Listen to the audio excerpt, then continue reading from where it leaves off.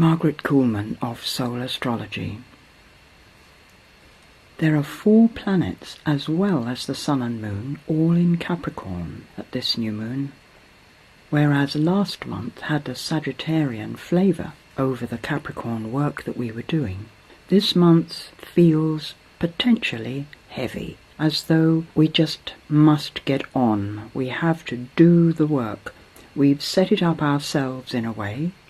Sometimes it seems that life has given us all these things that we must adjust to, but it's clear what we must do in the day-to-day living, and our job is to get on with that doing, to apply ourselves to the practicalities of life in a steadfast way. However, Saturn himself has no major aspects, and throughout the month this continues. No major aspects, just to the moon as it goes round.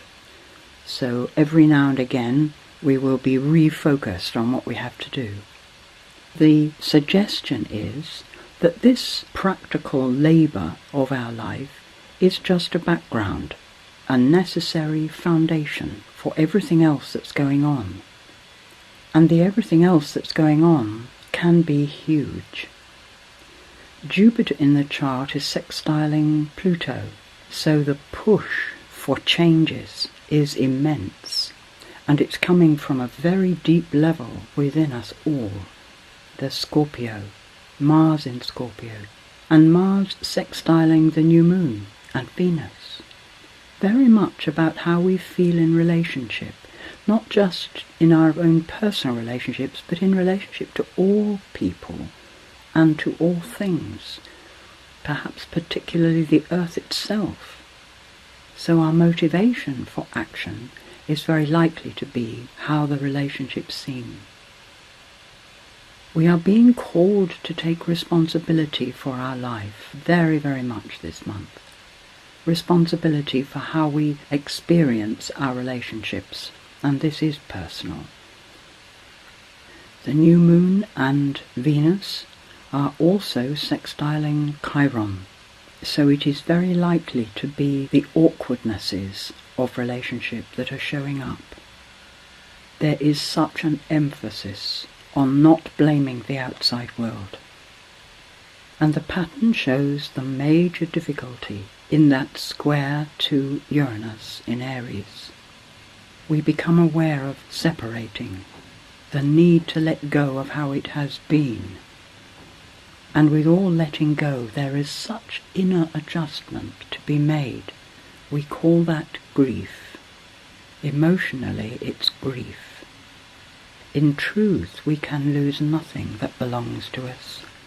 But that's not how it feels when you are in the situation of letting go. And in the beauty of being human, we need to acknowledge the pain that we feel. There are 2 ways of avoiding that pain. The pain of loss. One is to keep remembering how it was, which is a sure way of remaining completely stuck. The other is to leap forward into how it has become, bypassing the painful bit. But what you end up with that way is a lump of undigested emotion, which is liable to surface every time anything similar happens in your life.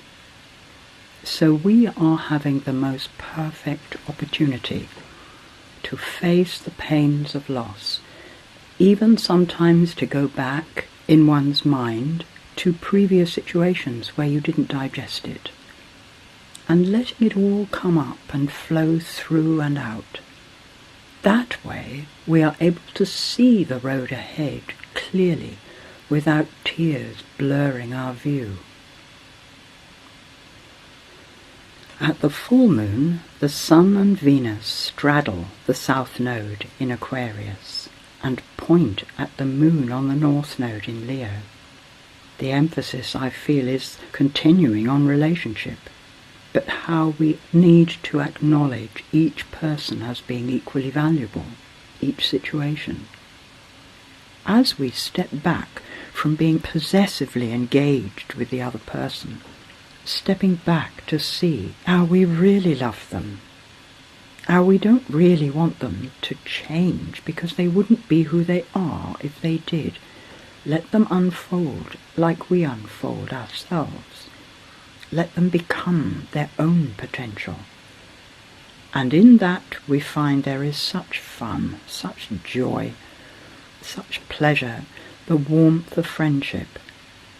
And at this time, with the moon making the quincunx to Neptune, it suggests that all of this will help our true perception of other people, help our connection, our sense of togetherness, so that even when people seem to be incredibly different, we still get to remember that they want to be happy too, and that they love their loved ones as well.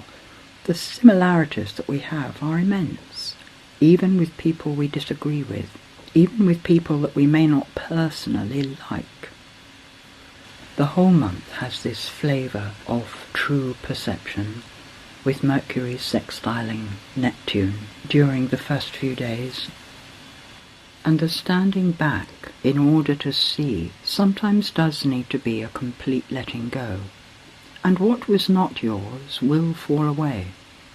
What is yours will remain, maybe in a slightly different form.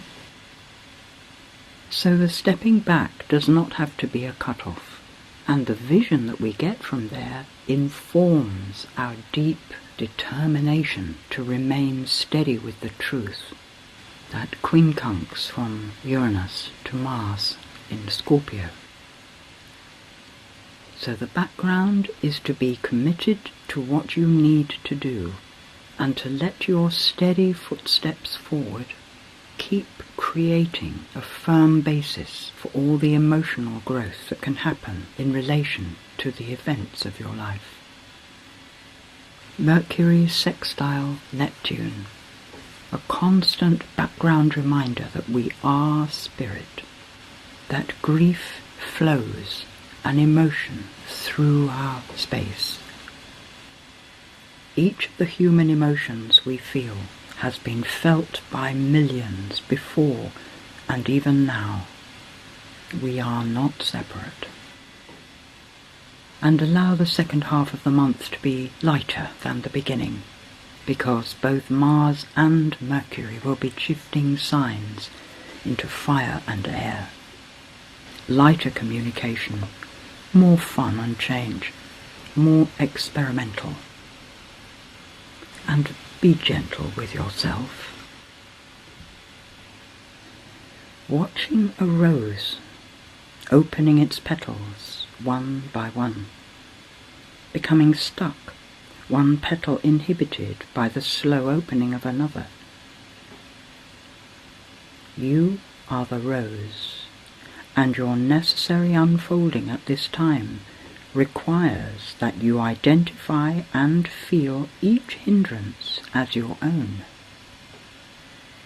Never assume that your discomfort comes from outside. The world in which you live can at best only trigger your state.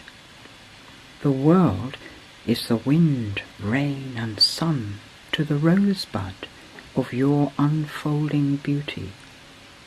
Be kind to the world with gratitude, and be kind to yourself. The beauty that unfolds is beyond your inner perception, but your world sees your growth and supports you, quietly marvelling at the changes.